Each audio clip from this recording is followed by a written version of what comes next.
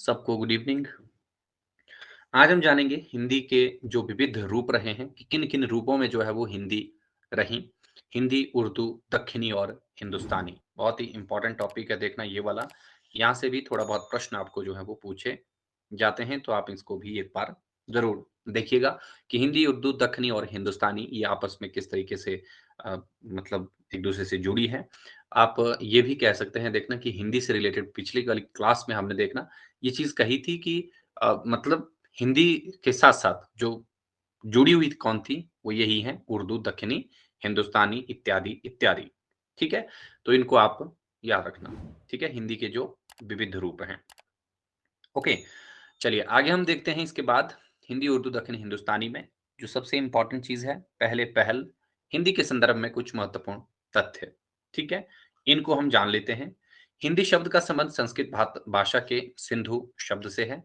ये आप सब लोग जानते हैं देखना कि पहले पहल जो है यहाँ पर जो ईरानी लोग रहे हैं वो इसी सिंधु को बाद में हिंदू मानते हैं। ये चीज़ आप ध्यान में रखिएगा। तो पहले पहल इसका सिंधु नदी के नाम से ही इसका नाम पड़ा था देखना जो हिंदी रहा। ठीक है? हिंदी शब्द को ईरानियों की देन माना जाता है। 500 ईस्वी पूर्व ईरानी सम्राट एक दारा रहे। इनके अभिलेखों में हिंदू शब्द भारत के लिए प्रयुक्त हुआ और यह हिंदू मूल रूप से संस्कृत शब्द सिंधु का फारसी रूपांतरण माना जाता है। ठीक है? ये बात आपको यहाँ पर याद रख लेनी है कि पहले पहल ईरानियों ने हिंदी शब्द का इस्तेमाल जो है वो किया था। कहाँ पर? ईरानी के एक शासक रहे हैं दारा, इनके अभिलेखों में मिलता था। और हिंदू शब्द किसके लिए हुआ था? भारतवर्ष के लिए, यानी कि पूरी कंट्री के लिए ही ये प्रयोग में लाया गया। ठीक है? मूल रूप से संस्कृत शब्द सिंधु का फारसी ही रूपांतरण ये रहा है। डॉक्टर भोलानाथ तिवारी ने हिंदू शब्द का प्राचीन प्रयोग 7वीं शताब्दी के अंतिम चरण के ग्रंथ निशीथ चूर्णी नामक ग्रंथ से इन्होंने माना कि पहली बार जो है सबसे पहले क्या हुआ, यहीं पर ही हिंदू शब्द का प्रयोग हुआ था। कहाँ? 7वीं शती के अंतिम चरण में। तो याद रख लेना है श्रीजिंदा सगड़े महत्र ये इसके रचनाकार रहे हैं। और दूसरी चीज़ आप याद रखेंगे कि श्रीजिंदा सगड़ी महत्र जो रहे हैं, ये क्या रहा? श्रीजिंदा सगड़ी महत्र इन्होंने इस ग्रंथ को निशीथ चूर्णी ग्रंथ को किसमें लिखा था? जो अर्धमागधी प्राकृत है। ठीक है? अर्धमागधी प्राकृत में लिखा गया ये ग्रंथ है। इसको आपने ध्यान में रखना है। ठीक है? एंड साथ ही साथ आप ये भी जानेंगे कि जितने भी प्राकृत रहे हैं देखना उन सब में से उन प्राकृत के रूपों में से सबसे जो परिनिष्ठित प्राकृत माना जाता था वो अर्धमागधी प्राकृत को ही माना जाता था। एंड साथ ही साथ इसे हम आदि भाषा के नाम से भी जानते थे। ठीक है? ये बात आपने यहाँ पर इससे ध्यान में रखनी है जो हमने प्राकृतों के बारे में पहले पढ़ लिया था। तो हिंदी के संदर्भ में कुछ महत्वपूर्ण जो चीजें हैं वो ये रहेंगी आपकी जो शुरुआती थी कि पहले पहल ये सिंधु नदी के लिए रहा। धीरे-धीरे सिंधु से ये हिंदू बना। ईरानी शासक जो है जो ईरानी लोग थे देखना ये का उच्चारण ह करते थे इसलिए सिंधु से ये धीरे-धीरे हिंदू हो गया।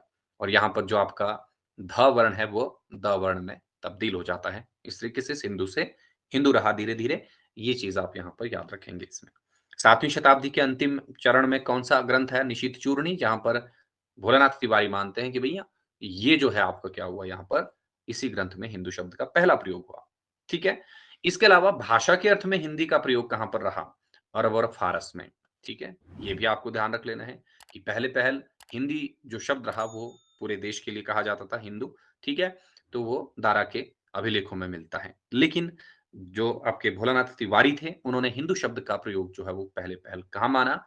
निशीथ चूर्णी ग्रंथ में माना है। ठीक है? लेकिन भाषा के अर्थ में हिंदी का प्रयोग कहाँ पर हुआ? अरब और फारस में हुआ। ईरानी बादशाह एक और रहे, नौशेरवां, कई जगह इसको नौशेखां कहा गया है देखिए, तो आप इसको नौशेरवां ऐसे करके है ये, आप इसको ऐसे भी लिख सकते हैं। नौशेरवां ने अपने हकीम यानी कि मंत्री बजरोया को भारतीय ग्रंथ पंचतंत्र, तो ये संस्कृत में लिखा गया था देखना ये पंचतंत्र, इसका अनुवाद करवाने के लिए इसने नियुक्त किया। ठीक है? तो इसने इसका अनुवाद कलीला और दिमना नाम से अरबी में करवाया। ठीक है? किस नाम से किया? कलीला और दिमना नाम से अरबी में किया। ठीक है? इसी ग्रंथ की भूमिका में लिखते हुए नौशेरवां के मंत्री बुर्जमहीर ने लिखा। ये नाम आपको याद रख लेना है। देखिए कौन है ये? बुर्जमहीर। इसने लिखा कि ये अनुवाद किससे हुआ? ज़बान हिंदी यानी कि संस्कृत से किया गया है। अब यहाँ पर आप देखेंगे कि जो आपका छठी शताब्दी के आसपास रहा, ठीक है? मतलब कि छठी शताब्दी के मध्य भाग में आप देखेंगे हिंदी का प्रयोग किस प्रकार से रहा, इसे कहा गया ज़बान-ए हिंदी। अब यहाँ पर ज़बान-ए हिंदी से हमारा क्या अभिप्राय है? संस्कृत। लेकिन ज़बान-ए हिंदी का मतलब सिर्फ़ और सिर्फ़ संस्कृत ही नहीं है। ज़बान-ए हिंद से अभिप्राय है भारतवर्ष की जो भाषाएँ रहीं, जिसमें आपकी वैदिक संस्कृत, लौकिक संस्कृत और पाली भाषाएँ रहीं, प्राकृत तक। ठीक है? तो उस वक़्त उसको क्या कहा गया? ज़बान-ए हिंदी। ये प्रश्न कई बार पूछा जाता है देखना कि ज़बान-ए हिंदी में किन-किन भाषाओं को लिया जाता है या ज़बान-ए हिंदी से क्या अभिप्राय है? तो आपको सिंपल याद रख लेना है ज़बान-ए हिंदी से अभिप्राय है समस्त भारतीय भाषाएँ। लेकिन यहाँ पर जो आपको पंचतंत्र नामक ग्रंथ रहा है देखना, इसको किस भाषा में लिखा गया था? संस्कृत में लिखा गया था और बुर्ज़महीर जो नौशीरवां के क्या रहे? मंत्री रहे, उसने ये बोला कि ये जो अनुवाद हुआ है वो संस्कृत से हुआ है और संस्कृत जो है वो क्या है ज़बान हिंद यानी कि भारतीय भाषा रही है। ठीक है? ये चीज़ आपको यहाँ पर याद रखनी है। इसके बाद हम थोड़ा-सा और आगे पहुँचते हैं, फिर हम आधुनिक हिंदी तक पहुँचते हैं। देखिए जो हमने इससे पहले पढ़ा, आधुनिक हिंदी का विकास कहाँ हुआ? 1000 ईस्वी के लगभग अपभ्रंश युग की समाप्ति से माना जाता है। जब शौरसेनी से निर्मित रूप को हिंदी नाम दिया गया। तो शौरसेनी अपभ्रंश से निकली हिंदी जो रही है देखना, वो आपको याद रख लेना है, क्या रहा? हिंदी का विकास माना गया है आधुनिक हिंदी का। पिछली क्लास में हमने शायद बहुत सारे लेखकों ने हिंदी के बारे में जो चीज़ें कही हैं, उनको देखा था और आप आचार्य रामचंद्र शुक्ल का नाम भी उसको एक और नाम उसमें ऐड कीजिएगा। शुक्ल ने उसको प्राकृताभास हिंदी कहा था, ठीक है? प्राकृताभास हिंदी। तो ये भी आप एक बार ज़रूर देखें कि प्राकृता गलत लिखा मैंने, प्राकृताभास हिंदी, ठीक है? ये इसने कहा था आचार्य रामचंद्र शुक्ल ने। इसको भी साथ-साथ में आप लिखिएगा। ओके, ये बात होगी। आगे हम देखते हैं इसमें क्या चीज़ आती है, हिंदी शब्द की उत्पत्ति। यहाँ से अब इसको थोड़ा-सा आसानी से आप इसको समझेंगे, ठीक है? देखिए, सबसे पहले वैदिक संस्कृत थी, मतलब जो आपका 2000 ईस्वी पूर्व से लेकर के 500 ईस्वी पूर्व तक वैदिक और लौकिक संस्कृत रही, ठीक है? यहाँ पर क्या रहा, यहाँ पर जो है, ये सिंधु यानी कि नदी के नाम पर रहा, ठीक है? ये जो शब्द रहा, क्या रहा पहले? वैदिक संस्कृत और लौकिक संस्कृत के समय में, यानी कि आप इसको ऐसे लिख सकते हैं जो आपका 2000 ईस्वी पूर्व से लेकर के 500 ईस्वी पूर्व तक का जो समय था। तो ये नदी के नाम के लिए प्रयुक्त होता था देखना हिंदी शब्द, लेकिन इसको पहले सिंधु कहा गया, बाद में जो लौकिक संस्कृत में ये सिंध बना, नदी के नाम पर ही था, भाषा के लिए ये शब्द इस्तेमाल नहीं हुआ। लौकिक संस्कृत आप सब लोग जानते हैं देखना, वैसे ये 1000 नहीं 1000 यहाँ होगा, ठीक है? 1000 ईस्वी। तो यहाँ पर 1000 ईस्वी से लेकर के 500 ईस्वी पूर्व तक, ये है ना इसका समय, तो इसको भी याद रखिएगा, है ना? तो यहाँ पर ये सिंध बनी, ऐसे करके। अब सिंध से ये धीरे-धीरे क्या बना? हिंद बना क्योंकि ये स, क, ह का उच्चारण करते थे ईरानी या फ़ारसी में, ठीक है? ईरानी या फ़ारसी में क्या रहा आपका? नदी के नाम पर ये बना, ठीक है? तो इसके दौरान ही, है ना? जो हमने दारा के अभिलेख देखे ना आपके, ठीक है? 500 ईस्वी। तो यहाँ पर आप देखेंगे कि कहाँ तक ये रहा, मतलब ये आप इसके बाद ये मान के चलिए 500 ईस्वी पूर्व से लेकर के 500 ईस्वी तक, ठीक है? ईरानी और फ़ारसी में इसको क्या दिया गया? हिंदी दिया गया है। अब आपको ये क्रमानुसार लगाने के लिए ये शब्द पूछा जा सकता है देखना, कि हिंदी के विकास क्रम या हिंदी शब्द की उत्पत्ति और विकास क्रम में सही क्रम कौन-सा होगा? ठीक है?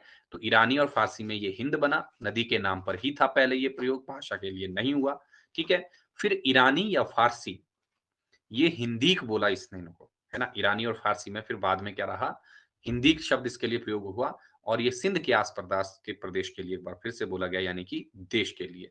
तो जो हमने अभी बात की ना 500 से लेकर के दारा के अभिलेखों की जो 516 से 579 के दौरान की भाषा, वहाँ पर ये था हिंद के लिए, ज़बान हिंद बनी यहाँ पर मतलब ये। तो नाम क्या दिया? हिंदीक। फिर ईरानी और फ़ारसी में ही आगे एक और उसी में ही परिवर्तन होते रहे देखना। उसी भाषा में ही परिवर्तन हो रहे हैं ये ईरानी फ़ारसी में ही। तो यहाँ पर ये हिंदुस्तान से संबंधित बनी, ठीक है? पहले तो सिर्फ़ हिंद बोला गया, अब इसको हिंदुस्तान यानी कि भारतीय भाषा कहा गया, हिंदुओं की। हिंदुस्तान का मतलब सिर्फ़ हिंदू देखना, इसलिए भारत को हम ज़्यादा हिंदुस्तान नहीं कहते, हम भारत ही कहते हैं। हिंदुस्तान से मतलब होता है कि ये पूरा का पूरा हिंदुओं का ही राष्ट्र है, ठीक है? तो फिर यहाँ पर देखिए अभी भी देश के लिए ही रहा। फिर इसके बाद थोड़ा-सा हम और आगे जाएँगे, जो शरफुद्दीन यज़दी रहा, ये तैमूर-लंग के पोते रहे हैं, ठीक है? शरफुद्दीन यज़दी, तैमूर-लंग के पोते, इन्होंने विदेशों में क्या किया है, भाषा के अर्थ में हिंदी का प्रथम प्रयोग किया था। वेरी, वेरी इम्पोर्टेंट है ये नाम, ठीक है? इसको याद रख लेना और ये प्रश्न आपको ऐसे ही पूछा जा सकता है देखना कि विदेशों में हिंदी भाषा के जो अर्थ में इसका प्रयोग जो है वो सबसे पहले किसने किया था? तो ये रहेगा शरफुद्दीन यज़दी जो तैमूर लंग के पोते रहे हैं और इन्होंने 13वीं शती के आसपास फिर हिंदी को जो है वो भाषा के अर्थ में प्रथम बार प्रयुक्त किया। किस रचना में? ज़फ़रनामा नामक रचना में, ठीक है? तो ये भी आप ध्यान में रखेंगे 13वीं शती के आसपास। ओके? फिर आता है यहाँ पर अमीर खुसरो, 13वीं और 14वीं लिखना आपने इसमें ना। अमीर खुसरो आए, ये भी आपके इसी समय में ही रहे देखना 13वीं और 14वीं शती के आसपास। तो इन्होंने हिंदवी शब्द का इस्तेमाल इसके लिए किया था। ये ठीक है? अमीर खुसरो इसको क्या कहते हैं? हिंदवी, इसने इसको भाषा के लिए ही कहा, खालिक बारी और इसी आधार पर हम अमीर खुसरो को हिंदी का क्या कहते हैं? आदि कवि भी मानते हैं। ठीक है? महत्वपूर्ण नाम है देखना अमीर खुसरो और इस तरीके से हम हिंदी तक पहुँचते हैं। तो ये जो सारा का सारा क्रम आया ना इसको आप ज़रूर याद रखें कि पहले ये नदी के लिए थे और ये बहुत लंबे टाइम तक जो है सिंधु शब्द, हिंदू शब्द, हिंद शब्द जो है वो क्या रहा? नदी के नाम के लिए ही रहा। फिर ये देश के लिए रहा, ठीक है? सिंध प्रदेश के लिए रहा, ठीक है? फिर धीरे-धीरे ये पूरे हिंदुस्तान से जुड़ा, फिर हिंदुस्तान से ये भाषा के अर्थ में आया, भाषा के अर्थ के लिए जो है वो बाद में सिर्फ़ और सिर्फ़ भाषा के लिए रहा, तो ये अमीर खुसरो ने माना, ठीक है? ये चीज़ें आपको यहाँ पर ध्यान में रख लेनी है। ये था हिंदी शब्द की जो उत्पत्ति और इसका जो विकास रहा, ठीक है? और इसी दौरान बीच में ये क्या रहा? रेखतामयी भी हुई, है ना? उर्दू और रेखता, ये भी आपको ध्यान रख लेना है। चलिए, हिंदी आज के समय में हम थोड़ा-सा इसको देखते हैं। वर्तमान में हिंदी का प्रयोग 2 अर्थों में होता है। पहला है हिंदी भाषी प्रदेशों की भाषा और दूसरा है संघ की राजभाषा हिंदी, इसकी लिपि देवनागरी है। तो यहाँ पर हिंदी प्रदेशों की जो भाषा रही है, इसको हम जानते हैं। अब यहाँ पर जो इम्पोर्टेंट चीज़ है देखना वो कौन-सी है, वो है आपकी ये वाली, कि एक अन्य मतानुसार हिंदी शब्द के जो प्रयोग के कितने रूप अर्थों में मिलता है हमें? 3 अर्थों में। ये मोस्ट है देखना इसको आप ध्यान में रखिएगा। इम्पोर्टेंट हो सकती है ये चीज़ क्योंकि अब जो आपको विवरणात्मक जो प्रश्न आते हैं, उनमें आपको ये काम आएँगी ये चीज़ें, ठीक है? तो व्यापक अर्थ में अगर आपसे हिंदी का कोई प्रयोग पूछें, तो वो है 5 उपभाषाएँ और 17 बोलियों का मिश्रण। यही सबसे ज़रूरी है। वेरी, वेरी इम्पोर्टेंट चीज़ है देखना ये वाली। अब अगर हम कभी भी किसी को पूछ मतलब आपसे हिंदी के विद्यार्थियों से प्रश्न पूछा जाए कि हिंदी क्या है? मतलब व्यापक अर्थ क्या है हिंदी का? तो 5 उपभाषाएँ इसमें आपके कौन-कौन से हैं जो हमने याद भी रखा था कि पूर्व और पश्चिम की पहाड़ी के राजा बिहारी हैं। तो ये याद रखना इनको, ये ट्रिक है इसको याद रखने की। जो हमारी 5 उपभाषाएँ हैं, ठीक है? पूर्व से पूर्वी हिंदी, पश्चिम से पश्चिमी हिंदी से और पहाड़ी से पहाड़ी हिंदी और राजा से राजस्थानी, बिहारी से बिहारी हिंदी। ये 5 उपभाषाएँ, 17 बोलियाँ। 17 बोलियाँ कौन-कौन सी हैं? सबसे पहले पूर्वी हिंदी के अंतर्गत अवधी, बघेली, छत्तीसगढ़ी। फिर उसके बाद पश्चिमी हिंदी, उसमें कौन-कौन सी आती हैं? उसमें आपको याद रख लेना है ब्रज, बुंदेली, कन्नौजी, हरियाणवी और खड़ी बोली हो गई 5, 5 और 3 हो गई 8। इसके अलावा पहाड़ी से आपको याद रख लेना गढ़वाली और कुमाऊनी, राजस्थानी से पूर्वी राजस्थानी यानी कि जयपुरी या ढूंढानी, उसके बाद पश्चिमी यानी कि मारवाड़ी, पश्चिमी के बाद उत्तरी राजस्थानी यानी कि मेवाती, उसके बाद दक्षिणी राजस्थानी यानी कि आपकी मालवी। हो गई आपकी कितनी? 17, ठीक है? 17 नहीं 17 नहीं हुई, 14 हुई। 3 आपके पास कौन-सी बची? 3 बची आपकी भोजपुरी की। भोजपुरी में कौन-कौन सी आती है? मगही, मैथिली और बिहारी सॉरी बिहारी हिंदी के अंतर्गत कौन सी आती है? भोजपुरी, मगही और मैथिली और इस तरीके से ये 17 बोलियों के मिश्रण से हमारी हिंदी बनती है कि इन्हीं 17 बोलियों से ही हमने क्या बनाई? मिल कर के हिंदी को बनाया। ठीक है? ये है हमारा जो आपका व्यापक अर्थ है। अगर हम भाषा विज्ञान के अर्थ में देखें कि पश्चिमी और पूर्वी हिंदी ही है। ठीक है? भाषा विज्ञान की दृष्टि से। तो ज़्यादातर जो है वो पश्चिमी और जो पूर्वी हिंदी रही है देखना, यही क्या मानी जाती है? हिंदी मानी जाती है, जो भाषा विज्ञान के अर्थ में। जबकि बहुत ही संकुचित अर्थ में अगर हम देखें, तो सिर्फ़ और सिर्फ़ खड़ी बोली को ही क्या माना जाता है? सिर्फ़ और सिर्फ़ खड़ी बोली को ही क्या बोलते हैं जो है हिंदी माना गया है और मैक्सिमम लोग जो है यही गलती करते हैं कि वो खड़ी बोली हिंदी को ही क्या कर देते हैं, ये मान लेते हैं कि यही हिंदी है। ठीक है? इसको आपने ध्यान में रखना है। तो ये है हिंदी आज के समय में कैसे प्रयुक्त होती है। बहुत सारे लोग जो है इसी ओर जाते हैं देखना, लेकिन सही मायने में इसका अर्थ क्या है? व्यापक है और व्यापक अर्थों में 5 उपभाषाएँ और 17 बोलियाँ होनी चाहिए और ये उपभाषाओं वाली जो बात है देखना, बोलियों वाली जो बात है ये मैंने पहले भी कहा था कि ये आपको बिल्कुल कंठस्थ होनी चाहिए। इसमें कोई भी दिक्कत वाली बात नहीं होनी चाहिए किसी को भी, है ना? ये बिल्कुल फिंगर में याद रखिए। फिर आता है यहाँ पर उर्दू भाषा, ठीक है? तो ये तो बात होगी हिंदी की। अब थोड़ा-सा हम उर्दू के बारे में जान लेते हैं, ठीक है? 17वीं शती के अंत तक औरंगजेब की दक्षिण विजय के साथ हिंदुस्तानी ज़ुबान भी वहाँ पहुँची, जहाँ उसे ज़ुबान-ए-मुअल्ला या शाही डेरे की ज़ुबान नाम दिया गया, अर्थात उर्दू तुर्की का शब्द है जिसका अर्थ है शाही शिविर या खेमा। अब देखिए 17वीं शताब्दी में क्या के अंत में क्या हुआ, औरंगजेब जो कि एक शासक रहे, ठीक है? मुगल शासक रहे देखना ये। तो इसने क्या किया दक्षिण में विजय करने की ठानी और जैसे इसके सैनिक जो है दिल्ली से दक्षिण की ओर बढ़े और जो जुबान उस वक़्त दिल्ली में थी यानी कि उर्दू मिश्रित जो हिंदी रही देखना जिसको हिंदुस्तानी कहा जाता था, ठीक है? ये ज़ुबान भी वहाँ पर पहुँच गई दक्षिण में, ठीक है? इसलिए उसको नाम क्या दिया गया वहाँ पर ज़बान-ए-उर्दू-ए-मुअल्ला या शाही डेरे की ज़ुबान। तो सेना शिविरों में रहती थी या डेरों में रहती थी और वो डेरों में अपनी ही भाषा में बात करेंगे ना, तो इसलिए उसको बोला गया कि ये तो शाही डेरे में भाषा बोली जाने वाली है भई। तो इसलिए शाही डेरे की भाषा या शाही शिविर की भाषा या खेमे की भाषा कहा जाता है। तो ये ध्यान रख लेना, शाही शिविर या खेमे की भाषा किसे कहा जाता है, तो उर्दू को ही कहा जाता है या डेरे की ज़ुबान भी बोलते हैं उसको, ये भी ध्यान रख लेना है।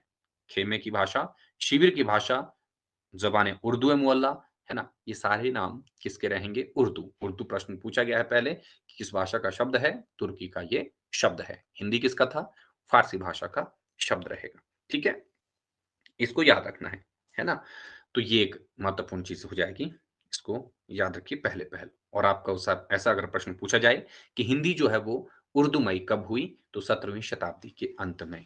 किसके विजय के साथ? औरंगज़ेब की दक्षिण विजय के साथ। उर्दू की प्रथम रचना मुल्ला वजही, यहाँ पर मल्ला हो गया है, ये है मुल्ला वजही की सबरस। सबरस को सिंगल इन्वर्टेड में लिखना है आपने। सबरस नामक रचना को माना जाता है। तो उर्दू की पहली रचना ये मानी जाती है। हालाँकि ये दक्खनी हिंदी के अंतर्गत आती है, देखना ये रचना, जो मुल्ला वजही की सबरस नामक रचना है, ये दक्खनी हिंदी के अंतर्गत आती है, इसको भी आप याद रखिएगा। ठीक है?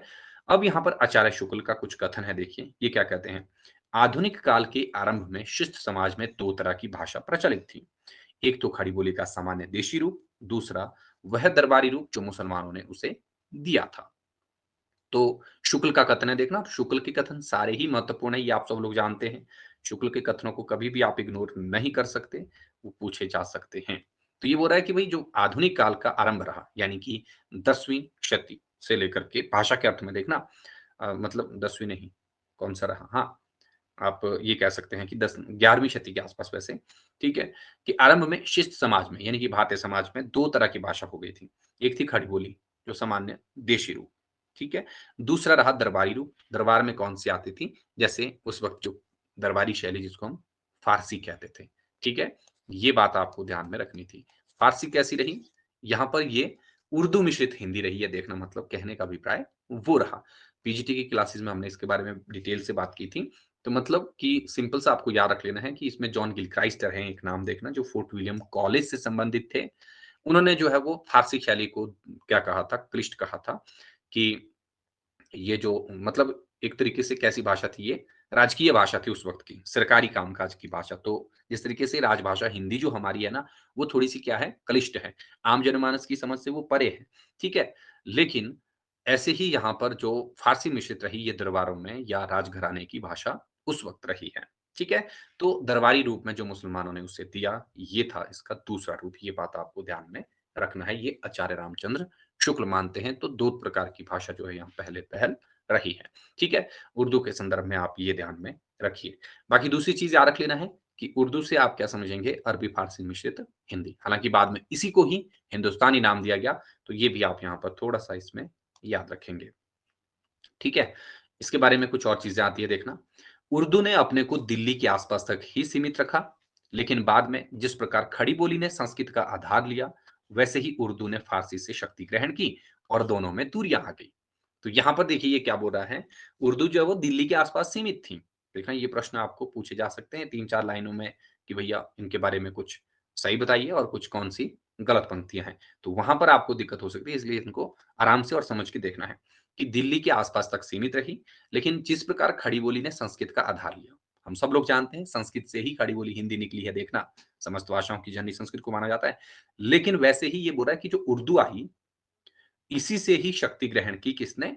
उर्दू ने फ़ारसी से शक्ति ग्रहण की, कि जो आपके अरब और फ़ारस की भाषा थी, वो उर्दू जो है वो उनकी ओर थोड़ी-सी झुक गई और इसी वजह से उर्दू और संस्कृत में क्या हो गई? दूरियाँ आ गई और जो हिंदू हैं, वो ये समझने लगे कि हमारी तो संस्कृत भाषा से निकली हुई हिंदी है और जो दूसरे मुसलमान हैं, उनके बीच में ये बात बैठ गई कि जो हमारी उर्दू है, वो थोड़ी-सी डिफरेंट है क्योंकि वो फ़ारसी से निकली है। हालाँकि भाषा तो भाषा है, भाषा के आधार पर किसी के साथ कोई भेदभाव नहीं होना चाहिए। लेकिन ये बात नहीं रही और अंग्रेज़ों ने इसी बात का फ़ायदा उठाया और उन्होंने भाषागत आधार पर भी हमें डिवाइड किया, ठीक है? और आप देखेंगे बाद में जैसे गासदत तासी रहे, सर सैयद अहमद खां इत्यादि रहे, जॉन गिल क्राइस्ट रहे, वो जो है उर्दू मिश्रित हिंदी के या अरबी फ़ारसी मिश्रित उर्दू के पक्षधर रहे, ठीक है?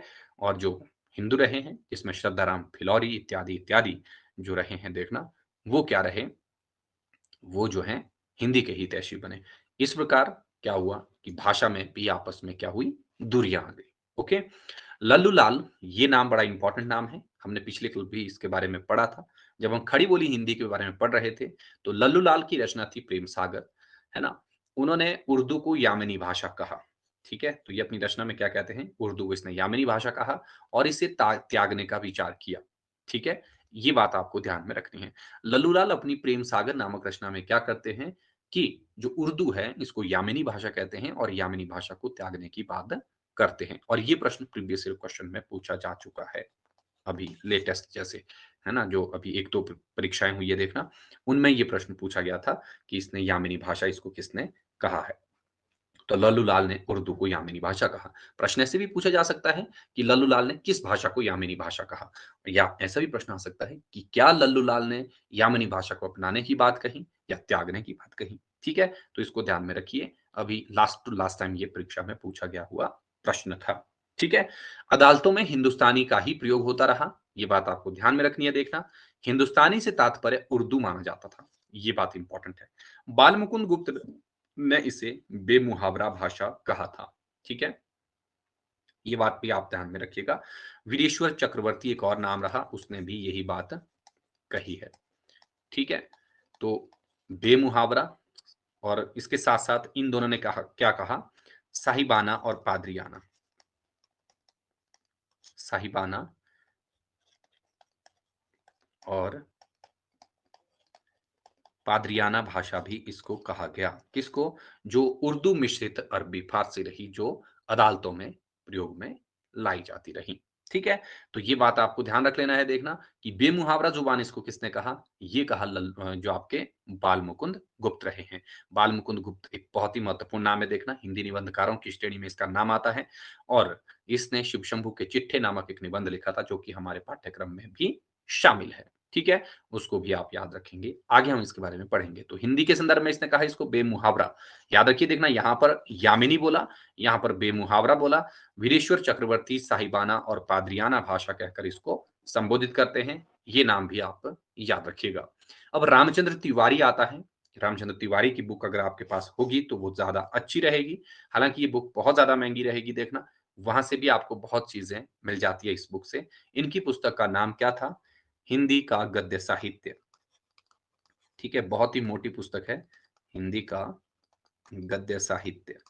ये पुस्तक लगभग आपको 11-1200 के आसपास मिल जाएगी, ठीक है? इसमें आपको केवल और केवल गद्य मिलेगा, जितने भी आपको नाटक, कहानियाँ, उपन्यास हैं, उनके बारे में आपको डिटेल से चीज़ें मिल जाती हैं, उनकी विषय वस्तुएँ, उनके रचना वर्ष इत्यादि, है ना? बाकी कुछ जो आपके भारतवर्ष के या हिंदी साहित्य के जो प्रतिनिधि लेखक रहे हैं, उनका परिचय भी इस पुस्तक में मिलता है, तो आप चाहें तो इस बुक के बारे में भी मतलब जान सकते हैं। अगर तो आप यूनिवर्सिटी इत्यादि में कहीं हैं, तब फिर आपको ये बुक जो है वो डेफ़िनिटली मिल जाती है ना? लाइब्रेरी इत्यादि में, तो वहाँ से उसको आपको देखना है। बहुत ही ज़्यादा महत्वपूर्ण है ये वाली पुस्तक, रामचंद्र तिवारी की, है ना? तो रामचंद्र तिवारी के अनुसार हिंदुस्तानी जो है ये उर्दू से अभिन्न थे। तो ये बोल रहा है कि हिंदुस्तानी और उर्दू लगभग-लगभग एक ही हैं, ये अलग नहीं है। जॉन गिलक्राइस्ट ये क्या कहते हैं? हिंदी, उर्दू, रेख्ता व हिंदुस्तानी को समानार्थी मानते हैं। तो देखिए मैक्सिमम लोगों ने हिंदी, उर्दू, रेख्ता और हिंदुस्तानी इनको एक समान ही माना है। तो ये कौन है? John Gilchrist. पूरा नाम क्या था इनका? John Borthwick Gilchrist. ठीक है? जॉन बॉर्थविक गिलक्राइस्ट इंग्लैंड के रहे हैं देखना ये, इसको आप एक बार ज़रूर याद रखिए। ठीक है? तो ये नाम हो गए यहाँ पर। जॉन बॉर्थविक गिलक्राइस्ट कौन रहे? ये आपके जो फोर्ट विलियम कॉलेज 10 जुलाई 1800 को बना था देखना, उसके हिंदी विभाग के प्रथम अध्यक्ष जो हैं, ये थे जॉन गिलक्राइस्ट। ठीक है? यहाँ से भी प्रश्न आ जाता है देखना कि फोर्ट विलियम कॉलेज की स्थापना कब हुई थी, किसने की थी? आगे हम उसके बारे में देखेंगे थोड़ा-सा, लेकिन अभी फिलहाल आप यहाँ पर इसको इतना ही याद रखें कि जॉन गिलक्राइस्ट जो है ये खड़ी बोली हिंदी की कितनी शैलियाँ निर्धारित करते हैं? 3 शैलियाँ, ठीक है? कौन-कौन सी थी उसमें? एक थी दरबारी शैली, जिसको फ़ारसी शैली भी कहते हैं, दूसरी थी हिंदुस्तानी और तीसरी थी हिंदवी। और इनमें से हिंदुस्तानी को इसने क्या कहा था? हिंदुस्तानी को इसने कहा, "the grand popular speech of Hindustan." ये बात याद रख लेना है। किसने बोली ये बात? गिलक्राइस्ट महोदय ने। द ग्रैंड पॉपुलर ये मैंने बता दिया था शायद आपको, स्पीच ऑफ हिंदुस्तान, शायद पहले बताया था या नहीं बताया था? अगर नहीं बताया तो लिख दीजिए। तो ये इसने किसको कहा था? जो हिंदुस्तानी शैली थी, है ना? इसको याद रखना, ओके? चलिए, अब हम देखते हैं हिंदी-उर्दू विवाद के संबंध में प्रमुख कथन, ये मोस्ट हैं। बहुत ज़्यादा महत्वपूर्ण हैं, ये आपको याद रखने पड़ेंगे। ये आचार्य रामचंद्र शुक्ल के हिंदी साहित्य के इतिहास में मिलेंगे। देखिए, जो-जो बुक्स आपको बता रहा हूँ ना, उनको अभी लिख के रखिए, नोट डाउन करके लिखिए, भविष्य में कभी भी टाइम लगेगा तो उनको खरीद लेना, ठीक है? तो आचार्य रामचंद्र शुक्ल हिंदी साहित्य का इतिहास, उसमें आपको ये कथन जो है वो मिल जाएँगे, जो आधुनिक खड़ी बोली या आधुनिक काल रहा है देखना, उसके जो प्रथम और द्वितीय और तृतीय खंडों में आपको ये चीज़ें मिलेंगी कि इन्होंने हिंदी-उर्दू विवाद के संदर्भ में कुछ महत्वपूर्ण पंक्तियाँ जो रखी हैं, वो कही हैं। इनको एक बार देखना है आपको। यहाँ पर पहले पहल बाल मुकुंद गुप्त आते हैं। उनका एक कथन है कि जो लोग नागरी अक्षर सीखते थे, फारसी अक्षर सीखने पर विवश हुए और हिंदी न रहकर उर्दू बन गई। ठीक है? हिंदी उसका नाम रहा, जो टूटी-फूटी चाल पर देवनागरी अक्षरों में लिखी जाती थी। ठीक है? तो ये क्या कह रहे हैं कि भई, क्या हुआ सामान्य लोग जो नागरी अक्षर सीखते थे, फ़ारसी अक्षर सीखने पर वो विवश हो गए। क्योंकि अब जो है एक दौर-दौर आता है ना जैसे, तो हिंदी के बीच में भी ऐसा रहा कि जो उर्दू मिश्रित यानी कि अरबी फ़ारसी से मिलकर जिसको हम रेखतामयी भाषा कहते हैं देखना, उसका प्रयोग शुरू हो गया था। ठीक है? और विवश हुए ये लोग उस भाषा को सीखने के लिए जो भारतीय रहे हैं और वो उर्दू बन गई और हिंदी उसका नाम रहा, जो केवल और केवल टूटी-फूटी चाल पर ही लिखी जाने लगी थी। ऐसा तो हुआ नहीं कि सभी लोगों ने जो है वो उसी ओर रुझान रखा। बहुत सारे लोग जो हैं वो हिंदी के प्रयोग में अपना योगदान जो है वो देते रहे। ठीक है? तो बाल मुकुंद गुप्त ने ये बात कही। फिर इसके बाद आता है राजा शिव प्रसाद सितारे हिंद, ये नाम बहुत ज़्यादा ज़रूरी रहा। ये भाषा इंस्पेक्टर के रूप में भी कार्यरत रहे देखना और विद्यार्थियों के लिए इसने गुटका नामक एक काव्य जो ग्रंथ निकाला था। ठीक है? तो ये भी आप ध्यान में रखेंगे। राजा शिव प्रसाद सितारे हिंद और दूसरी बात ये भी ध्यान रख लेना, इन्हें सितारे हिंद की उपाधि जो है वो अंग्रेज़ों ने दी थी और ये जो ये भारतेंदु हरिश्चंद्र रहे हैं देखना, उनके गुरु माने जाते हैं। ये चीज़ भी आप ध्यान में रखिए और ये उर्दू मिश्रित हिंदी के पक्षधर थे। याद रखना है, उर्दू मिश्रित हिंदी के पक्षधर। यहाँ पर ये क्या कहते हैं, हम लोगों को जहाँ तक बन पड़े चुनने में उन शब्दों को लेना चाहिए जो कि आम-फ़हम और ख़ास पसंद हों। यहाँ पर देखिए, अब इसको आम-फ़हम और ख़ास पसंद, कई बार ऐसा प्रश्न पूछा जाता है देखना, आम-फ़हम और ख़ास पसंद भाषा का समर्थन किसने किया? ठीक है? तो ये बात याद रख लेना, ये राजा शिव प्रसाद सितारे हिंद ने किया। आम-फ़हम और ख़ास पसंद से हम क्या समझते हैं देखना, उस वक़्त जो है वो अरबी, फ़ारसी मिश्रित हिंदी रही है, वो क्या मानी जाती है? एक तरीके से जिस तरीके से हम आज कहते हैं ना कि अगर कोई हिंदी के शब्दों के साथ-साथ अंग्रेज़ी के शब्दों को इस्तेमाल करता है, तो हम ये समझते हैं कि वो बहुत ज़्यादा क्या है, पहुँचा हुआ आदमी है या उसकी भाषा जो है वो बहुत अच्छी है। ठीक है? इसलिए ये बात भी यहाँ पर उस वक़्त रही कि उस वक़्त क्या था कि अगर कोई उर्दूमयी हिंदी बोलता, तो हम उसकी ज़ुबान को कहते थे, "वाह! क्या बोलता है ये।" है ना? क्या नॉलेज है भई इसको, है ना? तो ये चीज़ थी।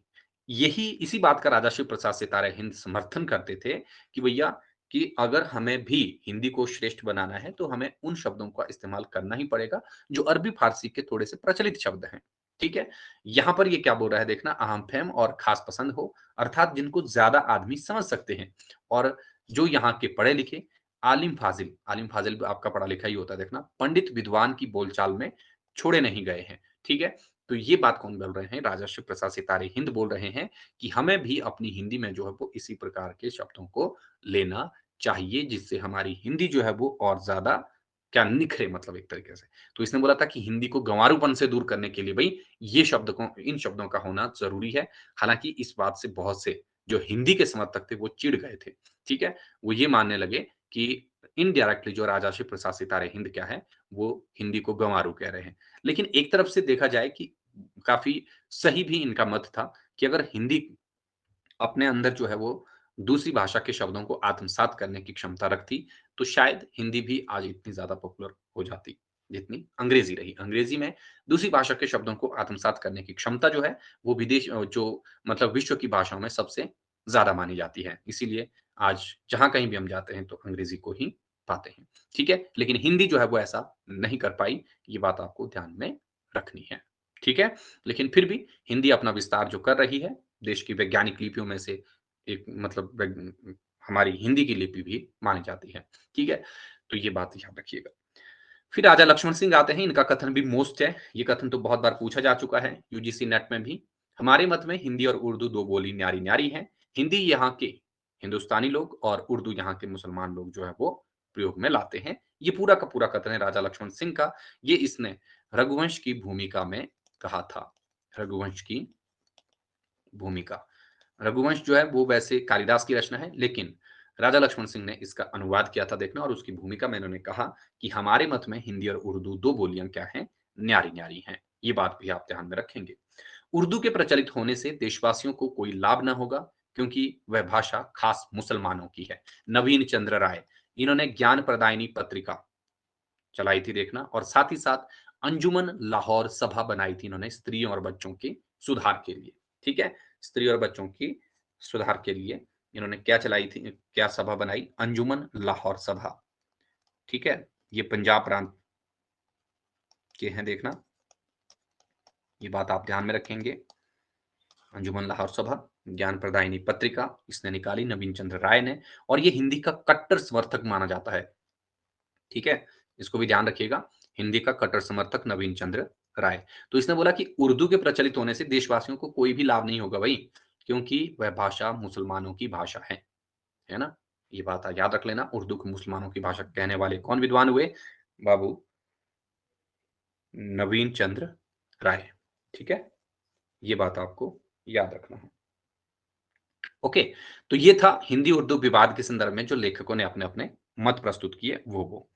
इसके बाद आगे कौन आते हैं? आगे आती है आपकी हिंदुस्तानी भाषा। इसको अब देख लेते हैं। सबसे पहले हमने हिंदी के विशेष तथ्य जाने, उसके बाद हमने उर्दू के बारे में देखा। अब जो है हम हिंदुस्तानी भाषा के बारे में थोड़ा-सा जानते हैं। तो अधिकतर विद्वानों ने उर्दू और हिंदुस्तानी भाषा में कोई अंतर नहीं माना। ठीक है? जो हमने पीछे भी देख लिया। मैक्सिमम लोग तो यही मानते हैं कि जो उर्दू में हिंदी थी, वही हिंदुस्तानी है। ग्रियर्सन इस नाम को अंग्रेज़ों की देन मानते हैं। प्रीवियस ईयर पेपर में ये प्रश्न भी पूछा जा चुका है। ठीक है? कि जो आपका हिंदुस्तानी है, प्रश्न ऐसे पूछा जा सकता है देखना कि हिंदुस्तानी नाम ग्रियर्सन के अनुसार किसने दिया? तो याद रख लेना अंग्रेज़ों ने ये नाम दिया था। मोस्ट है ये क्वेश्चन देखना, ध्यान रखना है। हालाँकि आपके पाठ्यक्रम में ये टॉपिक है, अदरवाइज़ ये टॉपिक इतना ज़्यादा बड़ा नहीं है, छोटी-सी चीज़ें हैं इसमें, इसको आप ध्यान में रखिएगा। रामचंद्र तिवारी क्या कहते हैं? ये कहते हैं कि गिलक्राइस्ट की रचनाओं से प्रतीत होता है कि हिंदुस्तानी से उनका तात्पर्य उस भाषा से था, जिसका व्याकरण तो उन्हीं के शब्दों में हिंदवी या ब्रजभाषा से लिया गया था, किंतु संज्ञा शब्द अरबी फारसी से लिए गए थे। ये कौन मानते हैं? रामचंद्र तिवारी मानते हैं गिलक्राइस्ट की रचना को पढ़ने के पश्चात। ठीक है? कि हिंदुस्तानी से क्या मतलब रहा कि एक ऐसी भाषा थी जिसका व्याकरण क्या है? जिसका व्याकरण हमारा हिंदी या ब्रज से है, लेकिन उसमें जो संज्ञा शब्द इत्यादि आए हैं, वो अरबी फारसी के हैं। ठीक है? तो ये कौन बोल रहा है? रामचंद्र तिवारी कह रहा है। तो मोस्ट कथन हो सकता है ये भी देखना, है ना? तो पिछली बारी जैसे मान लीजिए ग्रियर्सन से पूछा था, इस बारी जो है इससे पूछा जा सकता है। ठीक है? फिर जॉन गिलक्राइस्ट आते हैं आगे, पूरा नाम था इसका जॉन बॉर्थविक गिलक्राइस्ट। इसने खड़ी बोली की इस हिंदुस्तानी शैली को क्या कहा? The grand popular speech of Hindustan. ये मैंने आपको अभी पहले थोड़ी देर पहले लिखवा दिया था। ठीक है, 3 शैलियाँ इसने की हैं। एक थी हिंदुस्तानी, चलिए पहले मैं बता देता हूँ। पहली शैली थी दरबारी शैली या जिसको फ़ारसी भी कहते हैं देखना, फ़ारसी शैली। ठीक है, ये होगी पहले नंबर पर। दूसरे नंबर पर हो गई यही जो हिंदुस्तानी है और तीसरी शैली इसने कौन-सी कही? हिंदवी। ठीक है, इसको इसने क्या बोला? इसको इसने दुरूह कहा। दुरूह का मतलब क्या होता है? जो एकदम से समझना आए, क्लिष्ट मतलब कठिन है। ठीक है, जो हिंदुस्तानी थी, इसको इसने बोला the grand popular speech of Hindustan. ठीक है, फिर बची हिंदवी, इसको इसने गंवारू कहा। यानी कि जो प्योर हिंदी रही उसको उस वक़्त हिंदवी कहते थे। देखिए, जब हमने विकास क्रम में देखा तो इसको ये गंवारू कहता था। ये बात आपको ध्यान में रख लेनी है, देखना जो जॉन गिलक्राइस्ट रहे। फोर्ट विलियम कॉलेज में 1815 तक गिलक्राइस्ट द्वारा मानी गई हिंदुस्तानी ही मान्य रही। तो ये बात आपको ध्यान रख लेना है कि 1800 जब से फोर्ट विलियम कॉलेज बना तब से यहाँ पर जॉन गिलक्राइस्ट भी रहा। ठीक है, और इसलिए यहाँ पर जो गिलक्राइस्ट के द्वारा हिंदुस्तानी भाषा ही मान्य रही है। ये बात आपको ध्यान में रखनी। हालांकि हिंदी जो है वो नवीन अर्थों में कैप्टन टेलन ने 1812 में हिंदी का प्रयोग जो है वो नवीन अर्थों में शुरू कर दिया था। ये बात भी आपको ध्यान में रख लेना है। कैप्टन टैलेंट इसने क्या किया? हिंदी शब्द का नए अर्थों में हिंदी का प्रयोग जो है वो किसने किया था? कैप्टन टैलन ने 1812 के वार्षिक वितरण समारोह में। ठीक है, ये बात आपको यहां पर ध्यान में रखनी है। ओके, इसे आप याद रखिए, है ना? तो ये हो गई महत्वपूर्ण बात जिसको आपको ध्यान में रखना है। ठीक हो गया? हिंदुस्तानी के संदर्भ में जो मुख्य मुख्य तथ्य हैं उनको याद रखना है। इसके बाद ये क्या कह रहा है कि आरंभ में यह शब्द हिंदुस्तानी जो शब्द था देखिए वो क्या रहा? हिंदी या हिंदवी का समानार्थी रहा, लेकिन आगे चलकर इसका अर्थ क्या हो गया? वो उर्दू है। ठीक है? इसका अर्थ हो गया जो उर्दू का है। ठीक है? ये बात ध्यान में रख लेनी है। हिंदुस्तानी में तद्भव तथा बहुप्रचलित संस्कृत तत्सम और फारसी के वे शब्द होते हैं जो बोलचाल में भी प्रयुक्त होते हैं। ये लाइन इंपॉर्टेंट है, इसको ध्यान में रखना कि हिंदुस्तानी में क्या है?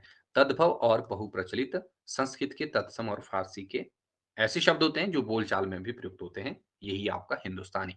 ठीक है? हालांकि यहां पर आप ध्यान में रखेंगे कि जो संस्कृत के तत्सम शब्द जो है वो सारे के सारे नहीं है, वो सिर्फ वही हैं जो ज़्यादा प्रचलित हों, वे रहे हैं। क्यों?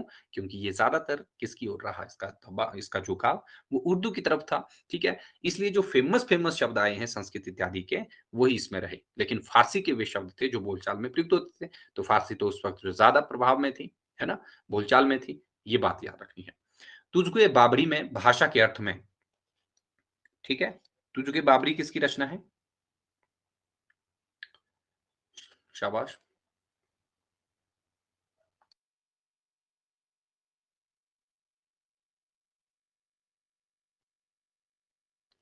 शाबाश।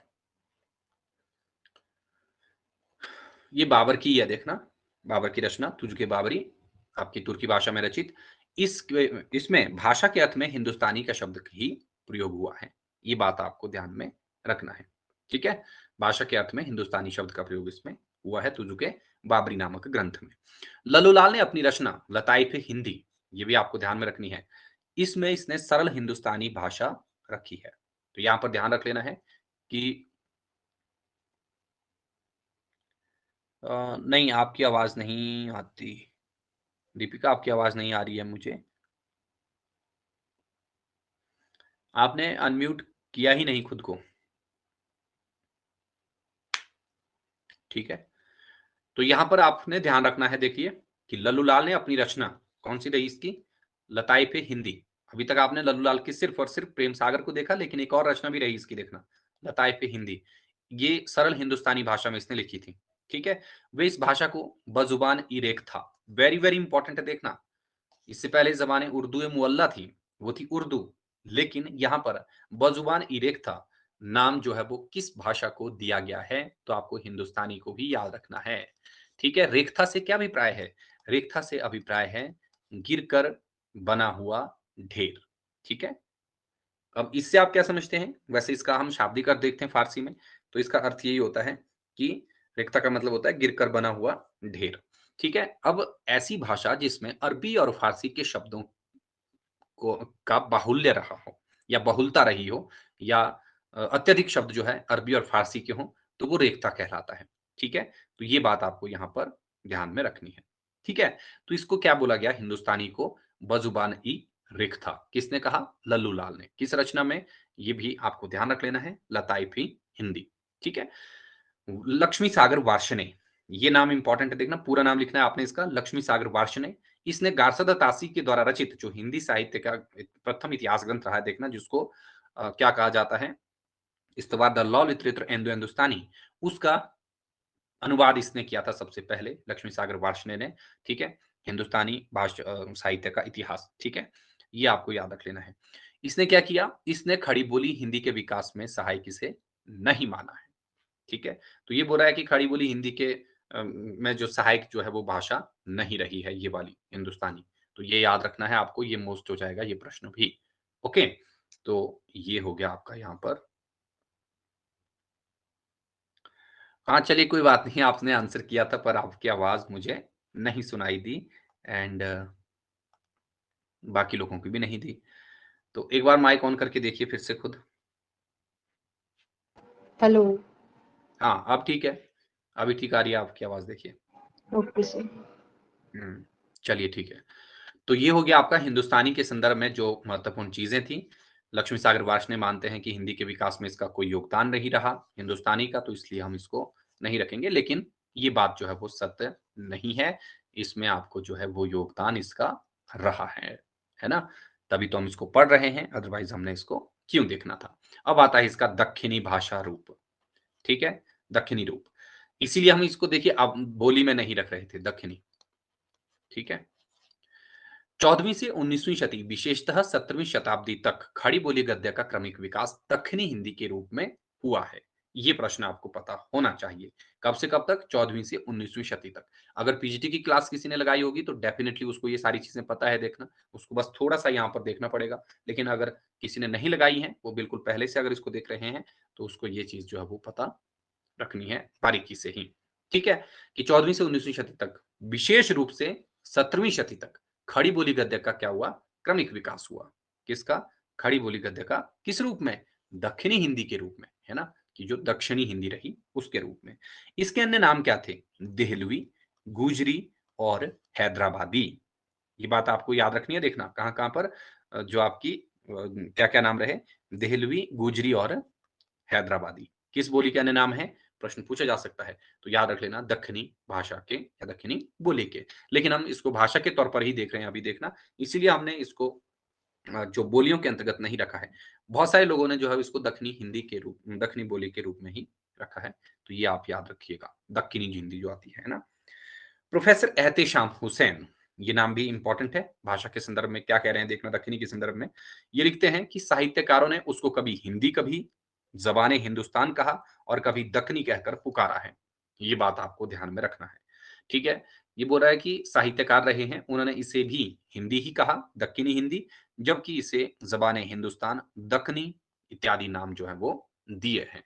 प्रोफेसर एहतेशाम हुसैन, याद रखना है इसका नाम, ये इसको ये बात कहते हैं। इस दौरान इसका गद्य का रूप विकसित हुआ और दक्षिणी खड़ी बोली गद्य के पूर्ण विकास के 3 चरणों में बाँटा जा सकता है। तो दक्षिणी हिंदी जो रही है हमारी देखना, उसको हमने कितने भागों में बाँटा? 3 चरणों में बाँटा है। प्रारंभिक चरण इसका 1300 से 1400 के बीच में आया, फिर दूसरा 1491 से 1687 और आखिरी भाग 1688 से 1850 के बीच में माना जाता है। ठीक है? ये बात आपको यहाँ पर ध्यान में रखनी है। अब हम देखते हैं खड़ी बोली का जो विकास में जो दक्खनी हिंदी रही है, खड़ी बोली गद्य में जो दक्खनी हिंदी रही, उसके जो तीनों चरणों के जो प्रसिद्ध लेखक रहे हैं, वो कौन-कौन से थे? इनको देख लीजिए। तो पहला चरण था देखिए, जिसको हम प्रारंभिक काल कह रहे हैं, या आप इसको प्रारंभिक चरण भी कह सकते हैं। इसके जो प्रसिद्ध गद्य लेखक रहे हैं, ये थे ख्वाजा बंदा निवाज गेसूद्राज। ये नाम बहुत ही इंपॉर्टेंट है देखना, यूजीसी नेट में पुराने पेपर में ये यहाँ से प्रश्न आया हुआ है कि ख्वाजा बंदा निवाज गेसूद्राज जो रहे हैं, ये क्या रहे हैं आपके दक्षिणी हिंदी के लेखकों में से जो प्रथम चरण आता है उसमें इनका नाम आता है। इन्हें माना जाता है और प्रसिद्ध रचनाएं मिराजुल आशकीन, शिकारनामा और तिलावतुल वजूद इनकी महत्वपूर्ण रचनाएं रही हैं। इसके अलावा हिदायतनामा भी एक रचना रही, उसको भी आप लिखना चाहें तो लिख सकते हैं। लेकिन इसकी श्रेष्ठ जो रचना है ये है मिराजुल आशकीन। ये दक्षिणी गद्य की पहली पुस्तक मानी जाती है और सूफी धर्म की उपदेशात्मक कृति ये रही है। तो यहाँ पर आपको प्रश्न से पूछा जा सकता है, देखना कि मिराजुल आशिकीन जो है वो किसकी रचना है और ये किस प्रकार की रचना है। तो आपको सिंपली याद रख लेना है, उपदेशात्मक कृति है और ये दक्षिणी गद्य में रचित रचना है। ठीक है, तो ये बात होगी पहली, है ना? इसके अलावा यहाँ पर अन्य रचनाओं के सिर्फ नाम पता ही रखने हैं याद, इनके बारे में कोई खास जानकारियाँ उपलब्ध वैसे नहीं होती हैं, लेकिन इनका योगदान जो है वो महत्वपूर्ण रहा है हिंदी के विकास क्रम में। इसके दूसरे चरण के उल्लेखनीय कवि कौन है? मुल्ला वजही। ये कुतुब शाह के समकालीन थे। इनके नाम से इन्होंने कुतुब मुश्तरी नाम से एक प्रेम कथा लिखी और इसके अलावा 1635 में एक ग्रंथ अन्य लिखा जिसका नाम था सबरस। ये मोस्ट है इसका, देखना सबरस। इसे उर्दू साहित्य की प्रथम गद्य रचना, देखिए ये उर्दू साहित्य की गद्य रचना थी। हालांकि रूप रहा इसका दक्षिणी हिंदी, लेकिन इसमें उर्दू की अधिकता होने के कारण इसे उर्दू वाले इसे अपनी पहली रचना मानते हैं। ये बात आप ध्यान में रखिएगा। जबकि दक्षिणी गद्य की प्रथम पुस्तक जो है वो किसे माना जाता है? ये जो है मिराजुल आशकीन को ही माना जाता है। ठीक है, तो ये दो चीजें हैं, इसमें आपको याद रख लेनी है। इसमें तसव्वुफ के सिद्धांतों को प्रतीकात्मक शैली में व्यक्त किया गया है। अब जो तसव्वुफ क्या है? ये है सूफी दर्शन, मतलब सिंपल सी बात। तसव्वुफ का मतलब है सूफी दर्शन, जो सूफी साहित्य में आप इसको डिटेल से पढ़ेंगे तो उसको यहाँ पर क्या है, प्रतीक शैली में प्रस्तुत किया गया है। तो आपको अगर ऐसा प्रश्न आए कि दक्षिणी गद्य की ऐसी कौन सी पुस्तक रही जो प्रतीकात्मक शैली में रचित है, तो आपको सिंपली याद रख लेना है कि सबरस जो है वो इस प्रकार की रचना रही है। ठीक है, दूसरे चरण में मुल्ला वजही के आश्रयदाता मोहम्मद कुली कुतुब शाह भी रहे। यानी कि जो ये मुल्ला वजही रहा, देखना दूसरे चरण का लेखक, इसका एक आश्रयदाता थे जो राजा रहे। ठीक है, मोहम्मद कुली कुतुब शाह गोलकुंडा राजवंश से और हैदराबाद शहर के ये संस्थापक रहे हैं। ठीक है, कहां से थे ये? गोलकुंडा राजवंश से, और हैदराबाद शहर की इसने क्या की थी? स्थापना की थी। ठीक है, इसने भी एक रचना रची जिसका नाम था कुलियात कुली कुतुब शाह। तो ये भी दक्षिणी हिंदी के अंतर्गत आने वाली एक रचना और रही है। इसे भी आप याद रखें, है ना? इसके साथ-साथ यहाँ पर आती है आपकी दक्षिणी भाषा का जो तीसरा चरण है। इसमें लेखकों ने फारसी से अनुवाद ही किया है।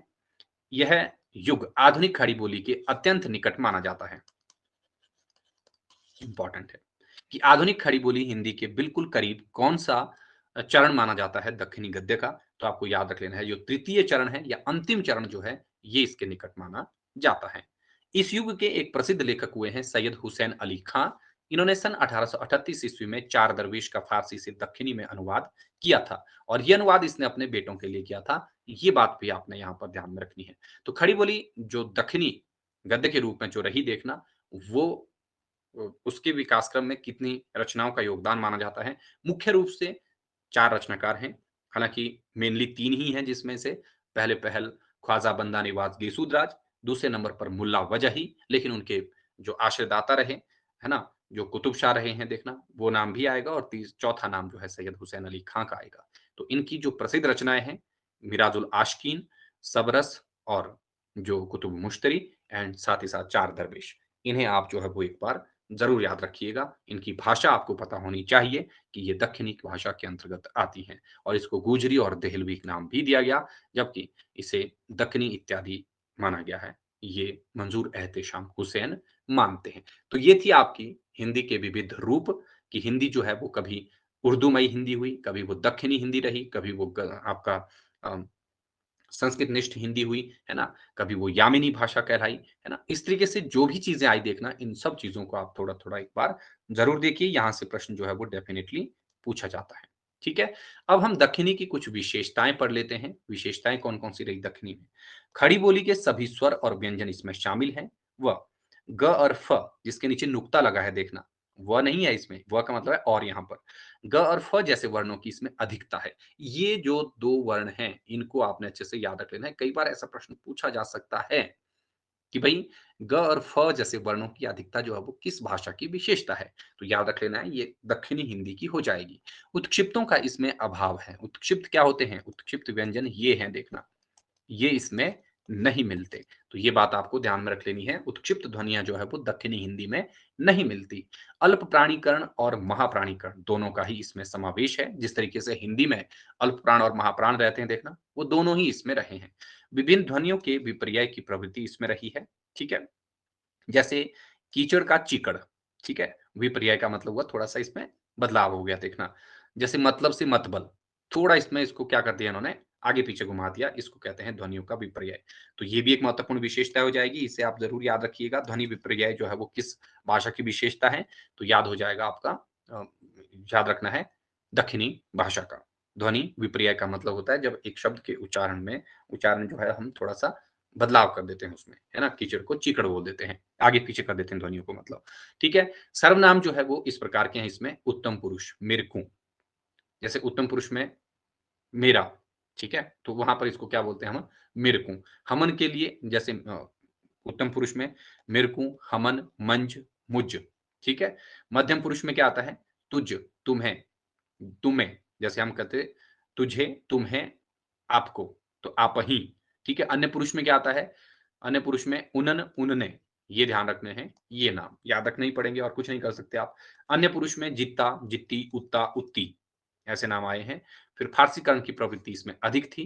फारसीकरण की प्रवृत्ति अधिक मतलब अरबी और फारसी के शब्दों का इसमें बाहुलता रही है। तो ये बात भी आप यहाँ पर दक्षिणी हिंदी के संदर्भ में याद रखें। विशेषताओं वाला जो ये चैप्टर है, ये मोस्ट है, इसे आपको ज़रूर देखना पड़ेगा। ना सिर्फ यहाँ से, बल्कि जो आपने खड़ी बोली, अवधि, ब्रज की विशेषताएँ पढ़ी हैं, वो भी ज़्यादा महत्वपूर्ण है। और मैंने कहा था कि पिछली क्लास में कि आपको जो है क्या करना है, आपको जो अन्य बोलियाँ रही हैं, उनकी जो उपबोलियाँ हैं, उनके बारे में भी ज़रूर याद रख लेना है और बोलियों के संदर्भ में जो और महत्वपूर्ण तथ्य हैं, उनको भी साथ-साथ में देखना है। ठीक है? तो आई होप कि आप सब लोगों ने उनको देखा होगा। ओके, तो लास्ट में आता है भाषा के विकास के संदर्भ में कुछ अन्य तथ्य, इनको हम चलते-चलते देख लेते हैं। तो राजा शिव प्रसाद सितारे हिंद जो हैं, ये लिपि देवनागरी पसंद करते थे, किंतु वे हिंदी को उर्दू बना देना चाहते थे। ठीक है? ये याद रखनी है आपको कि राजा शिव प्रसाद सितारे हिंद लिपि तो वो देवनागरी ही चाहता था, लेकिन वे हिंदी को उर्दू के पक्षधर रहे हैं। इसलिए क्या बोला जाता है कि जो राजा शिव प्रसाद सितारे हिंद रहे, देखना कि उर्दू मिश्रित हिंदी के समर्थक माने जाते हैं। उनकी उर्दू की ओर बढ़ती हुई प्रवृत्ति उनकी इन रचनाओं में मिलती है। तो उर्दू मिश्रित हिंदी की जो रचनाएं हैं, इतिहास तिमिरनाशक, सिखों का उदय और अस्त, हिंदुस्तान के पुराने राजाओं का हाल, ये है इनकी किस्में जो उर्दू मिश्रित हिंदी की रचनाएं हैं। ठीक है? रामचंद्र तिवारी लिखते हैं, राजा साहब नागरी लिपि के पूर्ण समर्थक होते हुए भी हिंदी खड़ी बोली गद्य के पूर्ण पोषक नहीं थे। वे उर्दू के फैशनेबल स्वरूप पर मुग्ध थे। बहुत ही महत्वपूर्ण लाइन है देखना, इसे आप ज़रूर याद रखिएगा कि किसने ये माना कि ये उर्दू के फैशनेबल स्वरूप पर जो है वो मुग्ध रहे हैं, तो याद रख लेना रामचंद्र तिवारी। इसलिए मैंने कहा था कि रामचंद्र तिवारी की गद्य साहित्य पुस्तक जो है वो मोस्ट है। जब आप इसको खुद पढ़ेंगे अपने हाथों से, तो आपको ये अच्छे तरीके से समझ में आ जाएगी। ठीक है? सितारे हिंद जो हैं, उर्दू मिश्रित हिंदी के पक्षधर थे। ये बातें हैं जो आपको मुख्य रूप से याद रखनी है ना? हिंदी के संदर्भ में जो अन्य तथ्य रहे हैं, इनको भी याद रखिए। इसके अलावा कुछ और चीज़ें हैं। राजा लक्ष्मण सिंह की भाषा के विषय में शुक्ल ने कहा है, यह भाषा ठेठ और सरल होते हुए भी साहित्य में चिरकाल से व्यवहृत संस्कृत के कुछ रस सिद्ध शब्द लिए हुए है।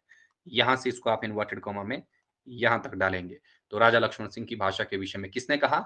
शुक्ल ने कहा। मैंने पहले ही कहा है, शुक्ल को आप कभी भी डिनाय नहीं कर सकते क्योंकि आचार्य रामचंद्र शुक्ल ने बहुत सी महत्वपूर्ण स्थापनाएँ प्रस्तुत की हैं और शुक्ल हिंदी साहित्य के महारथी, हिंदी साहित्य का सेंटा क्लॉज जिसको कहा जाता है, सबसे बड़ा आलोचक जिसको कहा जाता है, साहित्य इतिहास सबसे श्रेष्ठ इसी ने ही लिखा था। तो इसलिए जो बातें इसने कही हैं, वो अपने आप में मान्य है। हालाँकि आज के समय में शुक्ल की बहुत सारी मान्यताएँ जो हैं वो पुरानी हो चुकी हैं, है ना?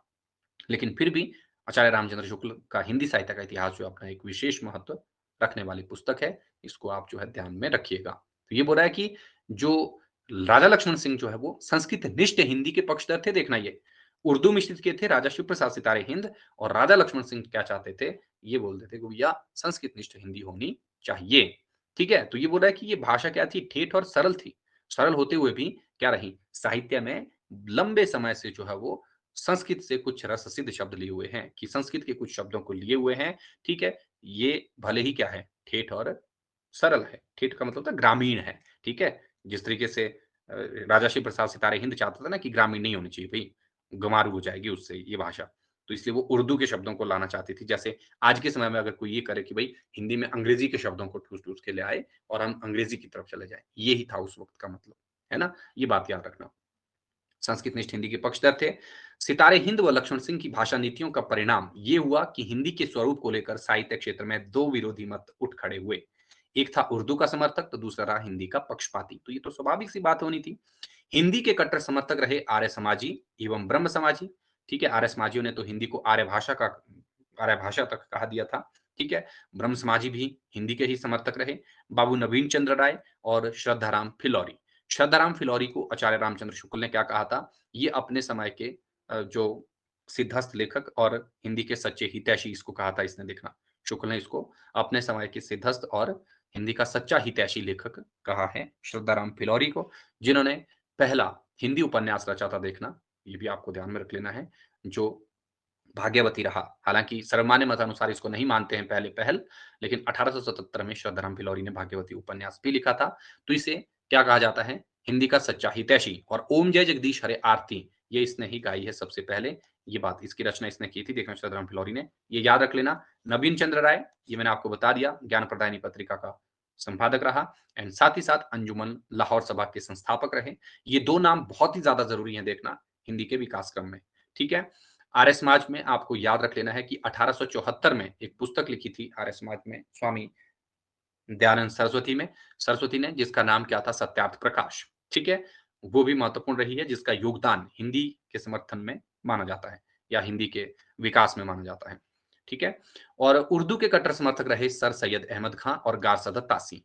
गारसद तासी को आचार्य रामचंद्र शुक्ल ने क्या कहा था, उसने इसको हिंदी का कट्टर दुश्मन या हिंदी का पक्का दुश्मन कहा था गारसद तासी को। ठीक है, शुक्ल के अनुसार। और गारसद तासी हिंदी को क्या बोलते थे, भद्दी बोली बोलते थे। तो इसने इसको भद्दी बोली कहा है। ये है हिंदी के विकास क्रम में जो जो चीजें रही, या कौन कौन सी विविध जो मतलब रूप रहे हैं हिंदी के, जिसको हमने आज जाना है। देखिए, वैसे हिंदी भाषा के प्रयोग के जो विविध रूप हैं, अलग अलग जो रूप थे कि किन किन रूपों के आधार पर जो है हिंदी वो प्रयोग में लाई जाती है। ब्रज भाषा हो गई, आपकी खड़ी बोली हो गई, अवधी हो गई, ये साहित्यिक भाषा के रूप में रही हमारी। इसको हम थोड़ा सा जानेंगे। इसमें बोली के बारे में देखेंगे, मानक भाषा हो गई, भाषा की कुछ विशेषताएं आती हैं, उनके बारे में आपको थोड़ा सा याद रखना है।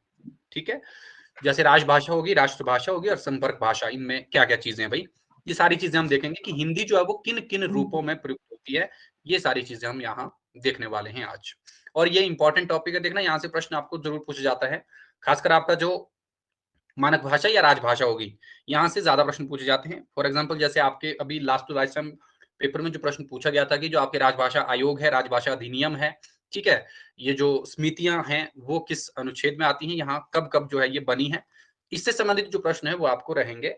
ठीक है, तो फर्स्ट ऑफ ऑल हम क्या देखेंगे इसमें, जो आपका बोलियों से स्टार्ट करेंगे। तो आज मैं बोली और थोड़ा सा मानक भाषा आपको बता के रखता हूँ, फिर आपने आगे वाली जो स्लाइड है वो खुद से इसमें पढ़नी है, बाकी मैं कल आपको कंप्लीट ये बता दूंगा। बोली मुख्य रूप से भाषा का ऐसा स्वरूप जिसका उपयोग जो है वो विभिन्न क्षेत्रों में वार्तालाप हेतु किया जाता है।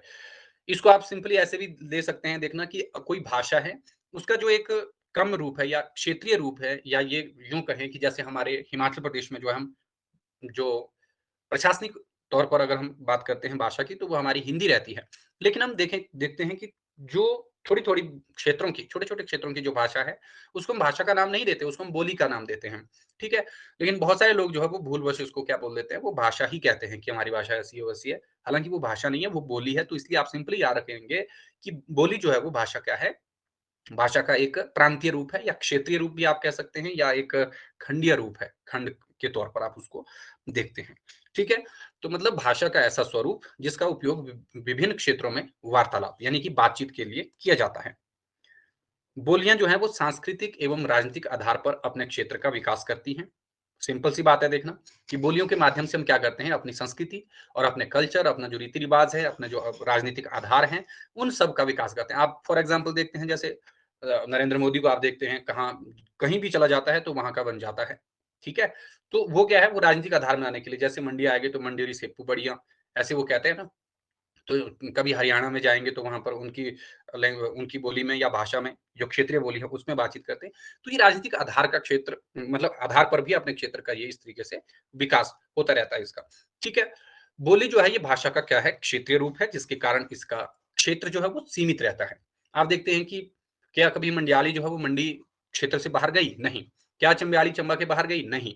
क्यों? क्योंकि इसका बड़ा कारण यही है कि ये बोली का एक क्षेत्रीय रूप है। जब आप कहीं अपने उस क्षेत्र से बाहर निकलेंगे तो आपको संपर्क के लिए एक ऐसी भाषा चाहिए वो जो सब लोग जो है समझते हों। तो मंडियाली तो सारे लोग नहीं समझेंगे, चंबियाली भी सारे नहीं समझेंगे, कांगड़ी भी सारे नहीं समझेंगे या फिर नेपाली, मणिपुरी जो भी है, वो नहीं समझेंगे, है ना? तो इसलिए हमें एक ऐसी भाषा का प्रयोग करना पड़ता है जो सबके लिए क्या हो, ग्राह्य हो और सब जो है उसको आसानी से समझ सकें। ठीक है? तो ये चीज़ आपको यहाँ पर याद रख लेनी है। इसीलिए बोली का जो क्षेत्र होता है वो सीमित होता है। ये प्रश्न आपको पूछे जाते हैं देखना 4-5 लाइनों में और यहाँ पर आपको ध्यान रखना है कि इनमें से कौन-सी पंक्ति सही है, कौन-सी गलत है। ऐसे प्रश्नों को गलत बिल्कुल भी नहीं करना है। ठीक है? इवनिंग शिफ्ट वाला जो पेपर है देखना मैंने आपके साथ साझा कर दिया है। उसको सॉल्व करने की कोशिश कीजिए और जो आपको सॉल्व्ड पेपर उसमें है, ठीक है? इवनिंग वाला, वो ज़रूरी नहीं है कि वो सारे ही क्वेश्चन ठीक ही हों। देखना जिसका भी क्वेश्चन पेपर है, उसको एक बार आप देखिए, है ना? उसको सॉल्व कीजिए, तब आपको अच्छे से पता चल जाएगा और यहाँ से इस टॉपिक से प्रश्न जो है वो आए हुए हैं नेट के पेपर में। शिक्षा एवं साहित्य के क्षेत्र में बोली का विशेष महत्व होता है। विश्व में बोली जाने वाली अनेक बोलियां मिलकर भाषा को समृद्ध करने का कार्य करती हैं। भारत में लगभग 650 बोलियां और अलग-अलग क्षेत्रों में ये बोली जाती हैं। यहाँ पर देखिए ये आपको अगर सर्वमान्य मत अनुसार पूछा जाए कि भाई भारतवर्ष में कितनी बोलियां हैं, तो आपको सिंपली याद रख लेना है कि 650 बोलियां हैं। लेकिन यहाँ पर अगर जॉर्ज ग्रियर्सन की मैं बात करूं, तो जॉर्ज ग्रियर्सन कहते हैं कि यहाँ 544 बोलियां रही हैं और 179 इसने उपभाषाएं यहाँ पर मानी हैं। इसकी कौन सी रचना थी? इसकी जो रचना रही, भाषा सर्वेक्षण, the linguistic survey of India. ठीक है? तो इसको याद रखिएगा आप कि इसमें 544 बोलियां और 179 इसने उपभाषाएं बताई हैं, जबकि हजारी प्रसाद द्विवेदी ने कितने बताई थी? उसने जो है 146 बताई हैं। आपकी देखना कि 146 क्या रही हैं हमारी बोलियां रही हैं या उपभाषाएं। उसने इसको सिंपली बोली उपभाषा दोनों को एक जगह ही रख दिया कि 146 ही, इससे ज्यादा नहीं हो सकती। ये किसने मानी? ये मानी हजारी प्रसाद द्विवेदी जी ने। ठीक है? तो अभी मैंने भी एक बुक मंगवाई है देखना, आज ही मंगवाई। वो है आपका भाषा का इतिहास, शायद यही बुक है भोलानाथ तिवारी की। मैं समझता हूँ कि शायद वो उपयोगी रहेगी, तो अगर आपके लिए होगी तो मैं बता दूँगा उसको। ठीक है? तो अभी फ़िलहाल आप उन्हीं चीज़ों से देखिए जो आपको मैंने बताई हैं। और एक चीज़ और, हिंदी भाषा का संक्षिप्त इतिहास, ठीक है? इसमें आपको ये मिलेंगी और धीरेन्द्र वर्मा की एक पुस्तक है, उससे भी आप ये चीज़ें पढ़ सकते हैं। ठीक है? धीरेन्द्र वर्मा की पुस्तक से। चलिए वो मैं आपको बता दूँगा कि क्या-क्या चीज़ें हैं। हाँ, एलटी और पीजीटी के लिए भी बड़ी ज़रूरी है वो बुक। एलटी, पीजीटी अगर आप देंगे भविष्य में, तो उसमें जो टिप्पण है, प्रारूपण है ना? वो उसमें सारा कुछ मिल जाएगा। ठीक है? भाषा का संक्षिप्त इतिहास जो है, उसमें आपको वो चीज़ मिल जाएगी। ठीक है? तो बहुत बारी क्या होता है कि वो हमें पता नहीं चलता कि ये कहाँ से पूछे जा रहे हैं। हालाँकि ये आपने कॉलेज में पढ़ा होगा टिप्पण, प्रारूपण, ठीक है? और रिपोर्ट क्या होता है, रिपोर्ट लेखन या फिर आपका पल्लवन, है ना? तो ये इसी बुक में आपको मिलेगा, है ना? चलिए, तो ये एक अलग बात है। अभी फ़िलहाल आप बोली पर फ़ोकस कीजिए अब एक बार फिर से। भाषा सर्वेक्षण तो 544 बोलियाँ। ओके, आगे देखते हैं इसके बाद। जब किसी क्षेत्रीय बोली में साहित्य की रचना का विस्तार होता है, तो उसे क्या कहते हैं? उपभाषा के नाम से जानते हैं। ठीक है? एक बोली जो है वो उपभाषा कब बनती है? जब जो क्षेत्रीय बोली है उसके उसमें साहित्य रचा जाने लगे। अब स्वाभाविक सी बात है, मान लीजिए मैं अगर किसी बोली में अपना क्या रचता हूँ, कुछ भी लिखता हूँ, ठीक है? तो स्वाभाविक सी बात है मुझे कुछ उसके पाठक भी मिलेंगे। जब पाठकों को वो चीज़ पसंद आएगी तो उसको और ज़्यादा पढ़ेंगे, ठीक है? ये ठीक वैसे ही जैसे आज के समय में आप अपने मोबाइल में एक रील बनाते हैं देखना, कुछ रील्स ऐसी होती हैं जो बहुत ज़्यादा आपकी क्या हो जाती हैं, वायरल हो जाती हैं। उसमें क्यों होती है वो? उसमें रोचकता होती है। लोग उनको शेयर करते हैं, लोगों के साथ जो है साझा करते हैं किसी, चाहे वो आपकी क्षेत्रीय बोली में ही हो, लेकिन फिर भी उसका मर्म जो है उनको समझ आ जाता है। ठीक ऐसे ही ये कह रहा है कि कोई क्षेत्रीय बोली जब क्या होती है, उसमें अगर साहित्य की रचना होती है या रचना का विस्तार होता है, तब वो क्या बनती है? उपभाषा बनती है और जैसे ही उपभाषा जो है वो थोड़ी-सी और ज़्यादा बढ़ जाती है, तो वो भाषा का रूप ले लेती है। इस तरीके से आपकी बोलियाँ, उपभाषाएँ बनती हैं। यहाँ पर हिंदी की मुख्य बोलियाँ दी हैं। ये मैंने पहले ही आपको बता दिया कि कैसे आप इनको याद रख सकते हैं। 5 हमारी उपभाषाएँ हैं, पूर्व, पश्चिम, उत्तर, दक्षिण, सॉरी पूर्व, पश्चिम और पहाड़ी, राजस्थानी और जो आपकी बिहारी हिंदी रही, इसको आप याद रखिएगा। और बिल्कुल मैं ट्रिक के ज़रिए इसको बताया था देखना कि पूर्व और पश्चिम की पहाड़ी के राजा बिहारी हैं। इस तरीके से आप इसको याद रखेंगे तो आपको डेफ़िनिटली ये चीज़ जो है वो अच्छे से पता लग जाएगी। ठीक है? पूर्वी हिंदी के अंतर्गत क्या आती हैं आपकी, ए बी सी आ जाएंगी। ठीक है, बिहारी के अंतर्गत आपकी क्या आ जाएगी, आपकी भोजपुरी बीएमएम, भोजपुरी, मगही और मैथिली। ठीक है, राजस्थानी में पूर्वी, पश्चिमी, उत्तरी, दक्षिणी। ठीक है, पहाड़ी में गढ़वाली और कुमाऊनी। ठीक है, एंड पश्चिमी में ब्रज बुंदेली और कन्नौजी। ठीक है, एंड इसके बाद आपके कौन तीन और आएगी, खड़ी बोली और हरियाणवी। ठीक है, तो ये आपको याद रख लेनी है। इसमें दक्षिणी को भी जोड़ा जाता है देखना, लेकिन अधिकतर लेखकों ने दक्षिणी को क्या माना, स्वतंत्र भाषा ही माना, इसलिए जो है हम दक्षिणी को इसके अंतर्गत नहीं रखते। और ये आपकी क्या बन जाती है, आपकी 17 बोलियों के मिश्रण से हमारी हिंदी भाषा बनती है। ठीक है, तो इस तरीके से आप इसको याद रखिएगा कि बोलियों के मिश्रण से ही या बोलियों से मिलकर के ही भाषा बनती है। ये चीज आपको ध्यान में रखना है। और हिंदी जो है वो कितनी बोलियों का मिश्रण है, ये 17 बोलियों का मिश्रण और 5 उपभाषाएं इसके अंतर्गत आती हैं। ठीक है, ये सामान्य सी चीजें थी जिन्हें आपको ध्यान में रखना है। ओके, आगे देखते हैं हम थोड़ा सा इसमें और बोली की विशेषताएं क्या क्या होती हैं। ये मोस्ट टॉपिक है देखना, ऐसे टॉपिक आपको जरूर पढ़ने चाहिए और ये प्रश्न ही अब ज्यादा से ज्यादा आपको पूछे भी जा सकते हैं। ठीक है, बोली में व्याकरण एवं साहित्य की आवश्यकता बिल्कुल भी नहीं होती। आप देखते हैं आपको जो भी आपकी बोली रही है, क्या उसका साहित्य है, नहीं है। ठीक है, क्या उसका व्याकरण है, नहीं है। जब उसका साहित्य होगा तब वो धीरे धीरे क्या है, उपभाषा का रूप ले लेगी। उपभाषा जब थोड़ी सी और ज्यादा आगे चली जाएगी तो फिर वो क्या हो जाएगी, आपकी बोल भाषा हो जाएगी। ठीक है, तो यहां पर आपको ये ध्यान में रख लेना है कि बोली में व्याकरण और साहित्य की जरूरत हमें नहीं पड़ती। इसका स्वरूप स्वतंत्र होता है और इसका प्रयोग बिना किसी नियम के चल पड़ता है। ठीक है, तो आप सब लोग देखते हैं, आप अपने घरों में अपनी बोली में ही बातचीत करते हैं, तो कोई भी उसके नियम इत्यादि हम याद थोड़ी ना करते हैं, बस उसको ऐसे ही स्वतंत्र रूप से हम बोल लेते हैं। बोली में साहित्य की रचना नहीं होती, या किसी भी प्रकार से लिखी या बोली जा सकती है, तो इसको हम किसी भी तरीके से जो है लिख और बोल सकते हैं। भाषा का क्षेत्रीय रूप है, ये हमने पहले ही पढ़ लिया था। इसके अंतर्गत मुख्य रूप से पश्चिमी हिंदी के अंतर्गत आने वाली बोलियों की 5 प्रकार की मानक भाषाओं का उपयोग किया जाता है। यहाँ पर देखिए ये क्या बात कर रहा है कि हिंदी की जो बोलियां हैं, उसके अंतर्गत हम किसको लेते हैं, पश्चिमी हिंदी को लेते हैं।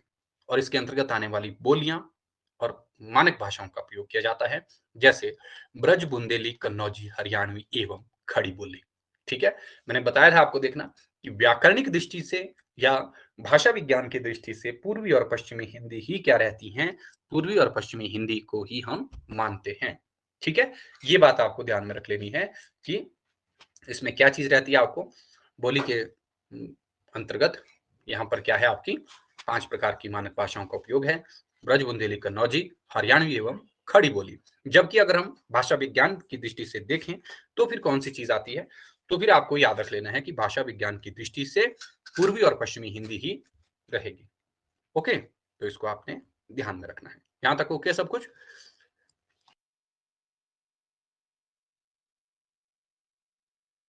जी सर। ओके, चलिए ठीक है, फिर आगे देखते हैं, थोड़ा सा और देख लेते हैं मानक भाषा। इसके सामान्य परिचय को पढ़ लेते हैं, बाकी चीजें फिर देखते हैं आगे। ऐसी भाषा जो किसी देश या राज्य का प्रतिनिधित्व करती है। तो ये तो आप सभी लोग जानते हैं कि मानक मानक का मतलब होता है शुद्ध, शुद्ध का मतलब होता है परिमार्जित, परिमार्जित का मतलब हुआ आपका परिनिष्ठित, परिनिष्ठित के अलावा आप बोलेंगे इसको टकसाली भाषा। तो इतने सारे नाम हैं जो आप इसको याद रखें, या फिर इसको आदर्श भी कह सकते हैं। ठीक है, ऐसी भाषा जो किसी देश या राज्य का प्रतिनिधित्व करे। ये भाषा का ऐसा स्वरूप है जिसका प्रयोग पूरे क्षेत्र में शुद्धता के साथ किया जाता है। इसे देश की आदर्श भाषा भी कहा जाता है। मोस्ट देखना, ये आदर्श भाषा, इसका उपयोग मुख्य रूप से देश के प्रशासनिक कार्यों में किया जाता है। बहुत जरूरी है, प्रशासनिक कामों के लिए जो है वो इसका प्रयोग आप रहता है। ये देखना, आप प्रशासनिक कामों में या साहित्यिक कार्यों के लिए जो है वो किसी भी प्रकार की क्या कर सकते हैं, मतलब बेकार की लैंग्वेज का इस्तेमाल नहीं कर सकते। आपको जो है साहित्यिक तरीके से ही भाषा का प्रयोग जो है वो करना पड़ता है ना। इसके अलावा मानक भाषा का प्रयोग सामाजिक और सांस्कृतिक, वैज्ञानिक और व्यापारिक, साहित्यिक क्षेत्र में भी किया जाता है। आप देखते हैं जैसे सामाजिक तौर पर, फॉर एग्जाम्पल एक गांव के दूसरे गांव से लोग मिलते हैं तो वो भी पहले हिंदी में ही बातचीत करते हैं। जब वो एक दूसरे के साथ क्या है, थोड़े से फ्रेंडली हो जाते हैं, फिर धीरे धीरे अपनी बोली में बात करने लग जाते हैं दोबारा। ठीक है, फिर सांस्कृतिक परिवेश में कोई मान लीजिए आप सांस्कृतिक कल्चर प्रोग्राम आप ऑर्गेनाइज करेंगे, तो वहां पर आप पहाड़ी में थोड़ी ना कर सकते हैं। हम बीच में थोड़ा बहुत पहाड़ी जो अपनापन लाने के लिए उसको जरूर आप इस्तेमाल करेंगे, लेकिन यहाँ पर भी आपकी मानक भाषा ही ज्यादातर प्रयोग में लाती रहेगी। विज्ञान में भी इसका प्रयोग किया रहेगा और व्यापार के क्षेत्र में भी। जब कोई व्यापारी आपके क्षेत्र में दूसरी जगह से आता है देखना, तो वो क्या है, हिंदी में ही आपके साथ पहले वार्तालाप करेगा।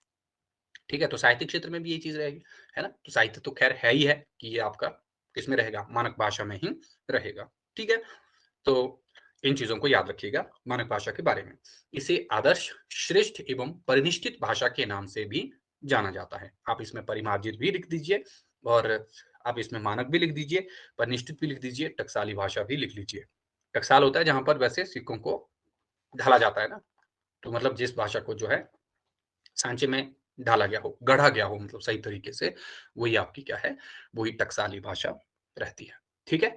तो ये जॉर्ज ग्रियर्सन ने कहा था देखना खड़ी बोली हिंदी को टकसाली, ये हमने पीछे पढ़ा था। हालाँकि बाद में उसने क्या कहा, बाद में उसने उसको गँवारू भी बोला, ठीक है? कामता प्रसाद गुरु ने उसको कर्कश कहा था हिंदी को, ठीक है? और जगन्नाथ दास रत्नाकर ने हठी और मूर्ख बोल दिया हिंदी के समर्थकों को। तो ये जो सारी चीज़ें हैं, इन्हें भी आप साथ-साथ में याद ज़रूर रखिएगा। ओके? चलिए, ये बात हो गई। इसके बाद जो है मानक भाषा की कुछ एक विशेषताएँ हैं, इनको देख लीजिए। मानक भाषा लगभग देश के सभी भागों में सर्वमान्य होती है, ठीक है? तो ये माननी ही पड़ती है सभी को जो शुद्ध भाषा है। इसका स्वरूप केवल एक ही होता है, जिसके कारण उसमें क्षेत्रीय और स्थानीय प्रयोगों से संरक्षण की प्रवृत्ति होती है। तो यहाँ पर ये क्या बोल रहा है कि इसका स्वरूप जो है वो एक जैसा ही होता है और इसी आधार पर जो क्षेत्र और जो स्थानीय प्रयोग हैं, उसमें इसकी संरक्षण की प्रवृत्ति रहती है। यानी कि वहाँ पर जो है इसको उसी रूप में ही प्रयोग में लाया जाता है, जिस रूप में ये मान्यता प्राप्त है। इसीलिए हम इसको बोलते हैं देखना भाषा की एक विशेषता क्या रहती है यादृच्छिकता। यादृच्छिक होती है भाषा। यही यादृच्छिक का मतलब क्या होता है? इसका मतलब ये होता है कि ये मानना होगा, ये सर्वमान्य है मतलब, ठीक है? यादृच्छिक। ये भाषा आधुनिक युग के अनुसार निरंतर विकसित होती रहती है। तो ये भी एक भाषा की विशेषता रहेगी देखना, कि जो आपकी भाषा है, वो क्या रहेगी? ये हमेशा जो है वो विकासमान है, गतिमान इसको आप बोल सकते हैं, ठीक है? समय के साथ-साथ भाषा भी वह धीरे-धीरे परिवर्तित होती रहती है और भाषा का परिवर्तन इतना आसानी से या इतना स्मूथली होता है या इतना आराम से होता है कि ठीक वैसे ही जैसे एक बच्चा हम बोलते हैं कि वो कब बड़ा हो गया, ठीक है? पता नहीं चलता, लेकिन भाषा के विकास क्रम में भी यही चीज़ रहती है कि जिस प्रकार एक बच्चा जो है वो एक निश्चित तिथि पर बड़ा नहीं होता, ठीक वैसे ही भाषा का बदलाव भी एक निश्चित तिथि पर नहीं होता, ठीक है? तो ये बात याद रखनी है आपको। निरंतर गतिमान, यह सुनिर्धारित व सुस्पष्ट और सुनिश्चित होती है, जिसके कारण इसमें आसानी से बदलाव नहीं किया जा सकता। देखिए, जब भी आपको मानक भाषा में यानी कि जो साहित्यिक और या अपनी जो शुद्ध भाषा, अपनी जो राजकीय भाषा है, उसमें अगर कोई बदलाव करना हो ना, तो हमें संविधान के ज़रिए या कुछ उसकी राष्ट्रभाषा, राजभाषा जो समिति है, उसमें कुछ चेंजेज़ करने पड़ते हैं देखना, तभी वो मान्य होता है। अदरवाइज़ इतने आसानी से उसमें मान्यता नहीं मिलती उस चीज़ को, ठीक है? तो बदलाव जो है वो बहुत मुश्किल से आता है देखना हिंदी में। आप देखेंगे बहुत सारे कई बारी क्या है, जैसे मात्रा को जो ऐसे लगाने में, कुछ लोग बोल रहे हैं कि ये मात्रा अब ऐसे नीचे नहीं लगनी चाहिए। कुछ लोगों का मानना ये है कि भई जैसे पहले हम अगर मान लीजिए हम लिखें कंगाल, तो अब ये ऐसा पहले नहीं लिखा जाता था, पहले इसको आप ऐसे लिखेंगे, ये था इसकी सही वर्तनी, ठीक है? तो आपको ये ऐसे लिखा जाता था, है ना? तो ये ऐसे से ऐसे कब बना? तो इसके लिए भी बहुत ज़्यादा लंबा टाइम लगा और किसने ये बदलाव किया, ये भी आपको ध्यान रख लेना है कि अनुस्वार का प्रयोग करने पर किसने बल दिया था, है ना? ये जो चीज़ें हैं, ये आप आगे पढ़ेंगे अभी जब आगे हम इसको देखेंगे कि भाषा में बदलाव जो है वो कैसे-कैसे हुए, ठीक है? तो ये चीज़ है कि ये आसानी से इसको हम परिवर्तित नहीं कर सकते, बदल नहीं सकते भाषा के नियमों इत्यादि को, ठीक है? मानक भाषा देश की संस्कृति, शिक्षा पद्धति, प्रशासनिक व्यवस्था एवं संवैधानिक क्षेत्रों के कार्यों को संपादित करने में सक्षम होती है। तो ये तो हम पहले ही पढ़ चुके हैं कि हर एक क्षेत्र में जो है मानक भाषा का प्रयोग रहता है और ये अपने आप में क्या है, सक्षम रहती है। इसमें नवीन शब्दों के निर्माण एवं उन्हें ग्रहण करने की क्षमता भी रहती है।